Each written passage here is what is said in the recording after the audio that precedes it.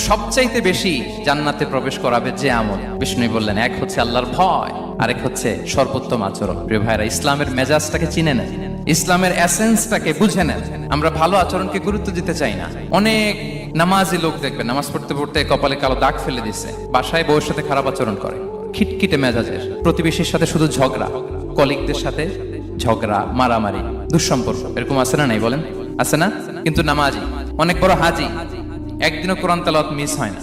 তো এত ইবাদত করেও সে ইসলামের আসল এসেন্সটাকে ধরতে পারেনি। বিষ্ণু বললেন, সবচেয়ে বেশি জান্নাতে প্রবেশ করাবে যে দুটি আমল, একটি হচ্ছে তাকওয়াল্লাহ, আল্লাহর ভয়, আরেকটি হচ্ছে উত্তম আচরণ, সর্বোত্তম আচরণ। তো আমরা যেন উত্তম আচরণের অধিকারী হই, আমার স্ত্রীর সাথে যেন ভালো আচরণ করি, প্রতিবেশীর সাথে যেন ভালো আচরণ করি, ছেলে মেয়েদের সাথে যেন আমাদের অ্যাটিটিউডটা ভালো থাকে, আচরণটা ভালো থাকে, কলিগের সাথে যেন ভালো থাকে। বিশ্বনবীর আচরণ যেমন ছিল তেমন আচরণ যেন আমরা গড়ে তুলতে পারি। আওয়াজ করে পড়ুন আমিন।